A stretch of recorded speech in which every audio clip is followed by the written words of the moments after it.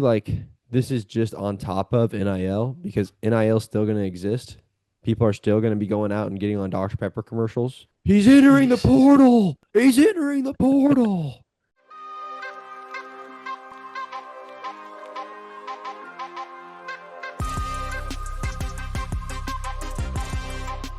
Well, there is literally 12 days till revenue sharing begins. It's Yeah. kind of crazy because the bill just got passed like, I don't know, a couple weeks ago, Yeah. like a week ago, and it starts July 1. So athletes are going to be getting like employees of the university in just a couple weeks. Isn't that crazy? Pretty insane that we've reached this point. Like people, I don't think people are kind of overlooking like how big things are going to change on July 1. Like things are about to go Yeah. down. We're about to see a lot of crazy things go down. Um, $20.5 million dollars is how much schools have to allot to all their sports. They're allowed to divvy it up however they want, which some people are already starting lawsuits like about Title IX, saying like Mm. women and men need to have equal. But I don't think that's going to win in the fact that like football generates tons of revenue. But we'll see how that goes. But it's crazy because schools right now can choose to divvy it up however they want. I think Yeah. OU has chosen 6 sports. So I'll pull them up real Mhm. quick. Football, men's basketball, women's basketball, baseball, softball, and women's gymnastics will all be getting revenue share. Yep. The percentage is not confirmed yet, but I guarantee you football is going to just get 80% at least Yeah. of that 20.5 million. Yeah. So it's crazy. I mean, honestly, like this is just on top of NIL because NIL is still going to exist. People are still going to be going out and getting on Dr. Pepper commercials. He's entering the portal. He's entering the portal. Quinn Ewers and whatever. But Yeah. Fansville. But it's gonna be crazy. It's gonna be crazy because I Yeah. mean they're gonna be getting paid on top of this, but this is also gonna be a huge factor. So Yeah. man, It's gonna be interesting because there's also so many different roles that are located in this, plan, I guess. yeah, Such as player buyouts. Have you guys heard about this? no, I Yeah. haven't. So there's basically like if a player signs for $100,000 at a school, so he has a deal with $100,000 for a school.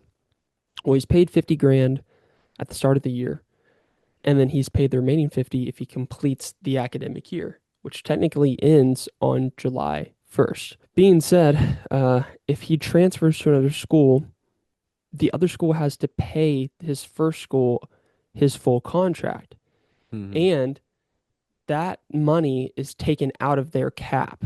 So basically, like they lose money from that just to Yeah, buy this player out. It's not like they can just buy him and still use their money from their rev share. It's taken out of their rev share. At the same time, the first school cannot add that to their rev share cap. So basically, in essence, what that means is in order for you to transfer, another school essentially has to buy you out, and that's going to cost them money to do that.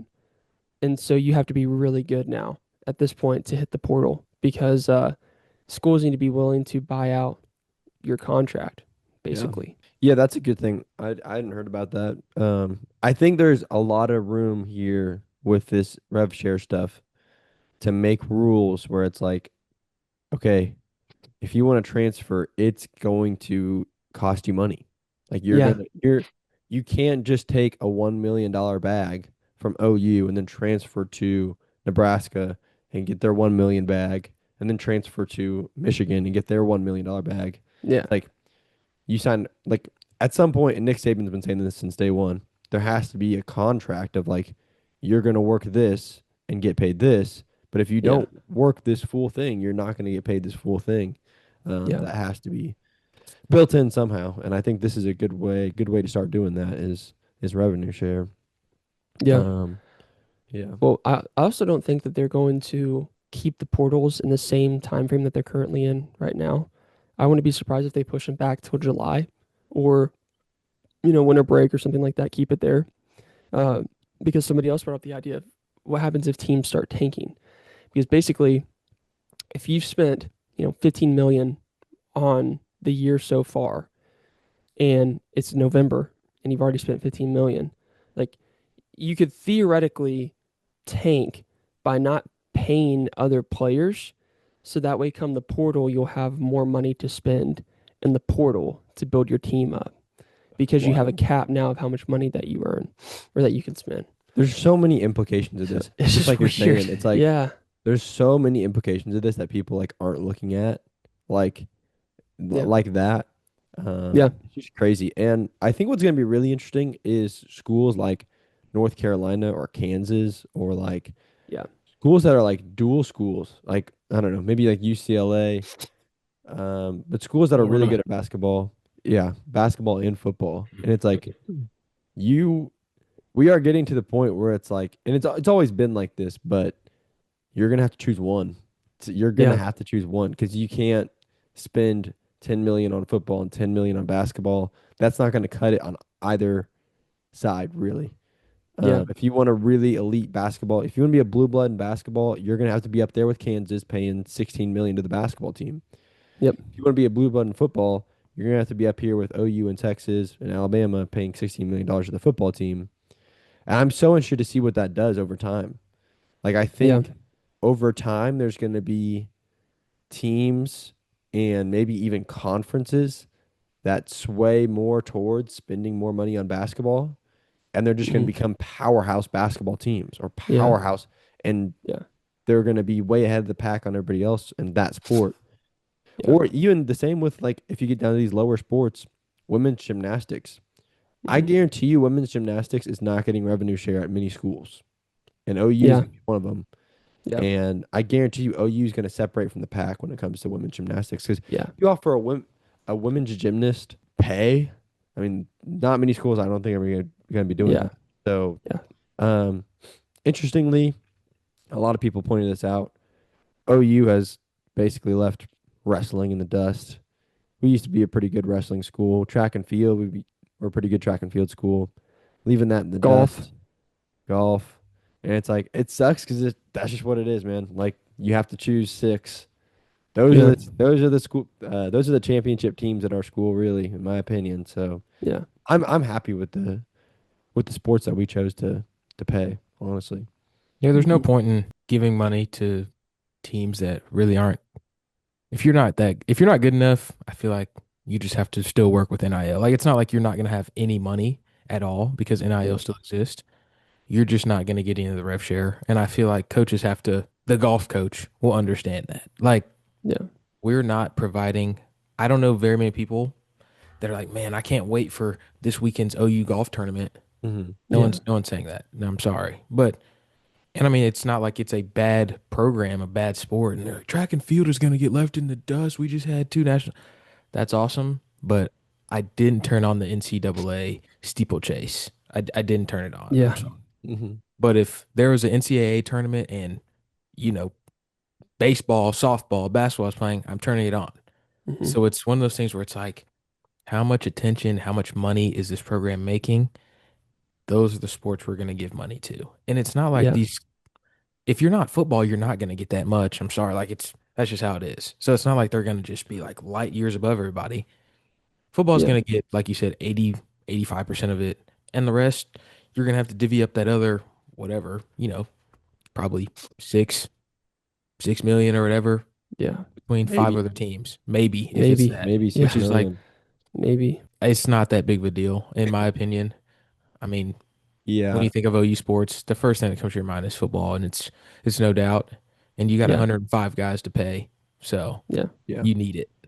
It's definitely no doubt. And Yeah. it's going to be interesting. Since you brought up the idea of how teams are going to allocate their money, like if they're going to pick and choose a sport. The Kansas AD has already said that they don't have a certain number, but it's definitely going to be between the 4.5 and $5.5 million range, which is, I mean, literally 25% of their Hmm. entire fund just going to basketball alone. You got to keep in mind, the basketball roster is only 15 guys. Like football is 100 Yeah. and whatever you said. So they're giving 25% of their NIL to 15 guys And the alone. And starting that's, lineup will get 90% of that yeah, 5 million. yeah. So literally, like you're talking 3 to 4 to 5 guys are getting the I think majority like of a million bucks 4.5 a to piece 5.5 probably. million. Yep. And here's another thing. What about those schools that don't have football teams? Big East Really? schools, Gonzaga, uh, UConn, or I think UConn does have a football team, yeah, but but it's like, But they're they're but not going to spend yeah, any money on yeah. football. But Gonzaga, Villanova, Marquette, those schools, Creighton, that don't have football, Yeah, they can spend 15 million on basketball. So you're gonna see these Big East schools and Gonzaga and these West Coast Conference schools just start going crazy because they can spend all of their money on hoops. yeah. It's kind of wild. I was thinking about that same thing. I was like, because I read something about UConn that they're gonna go like just balls to the walls with basketball spend and Yeah, not even like touch really any other sport other than women's yeah, and men's basketball. And I was just thinking like, dude, they already won the men's and women's national championship in a single year a couple years yeah. ago. They are gonna be so gross. Like, They're gonna be disgusting. but yeah, but you're right. Like Marquette, Villanova, Gonzaga, that's a huge advantage. You get to Hmm. spend $20 million maximum, and you could spend a lot of that on basketball. Pretty much all of it. I Yeah, mean, they don't have a reason to go spend it on baseball or anything like that really either. yeah, So, yeah. um, You'll see the that's same thing with insane. schools. I'm sorry for cutting you off. You'll see the same thing with schools for like Coastal Carolina and things like Mhm. that. You need to pump more money into their school, or their program. It's And gonna be that's why I crazy. think we're gonna see, like I said earlier, we're gonna see certain conferences really grow towards one sport. Hmm. Like I think the SEC and probably the Big Ten will really just become football powerhouses. Nobody Hmm. will be able to compete with what they're paying in football. But then, like, I think the Big 12 and the Pac 12 have a chance here to maybe pay a little bit, just a little bit higher than the SEC in basketball or baseball and become the powerhouse there. The Big East has a huge opportunity, obviously, in basketball because most of those schools don't even have football. Um, Yeah. but I think there's a lot of opportunities for smaller conferences here to not pay for football and just dive into some smaller sport. But I don't know how Hmm. they're going to divvy it up because honestly, it's like if you're, man, I mean, I don't want to call out a school here, but I mean, if you're like Wyoming, what is the point of spending all your money, which probably won't even be 20.5 million at Wyoming? Yeah. What's the point of spending all your money on football when, I mean, yeah, you're a good program in football. You're not bad, but you're going to be way behind the spectrum on football compared to Yeah. even Big 12 schools, even Pac 12 schools. You're going to be way behind on that. But they could be ahead on something else by because the SEC schools won't be paying that much on that stuff. So Hmm. I don't know. It's interesting, man. I'm excited for July 1st just to see what goes Yeah. down, dude. Like Yeah. it's gonna be crazy because we're gonna finally figure out some numbers here. yeah, Yeah. It's gonna be true. crazy. These last few years of college football have just been absolutely insane. I wonder if the salaries are gonna be Absolutely public, insane. dude. Like if you could just go look up John Mateer's salary and just Yeah. see his Yeah. salary. I feel like that'll be the case. I don't know. I don't know. I do know we'll get the percentages eventually of like sport for sport. Yeah. So Yeah. it's gonna be Wow. interesting, fellas. July Yeah, 1st. boys. 12 days. All right. We will see y'all next week. Peace. Thunder up. Peace.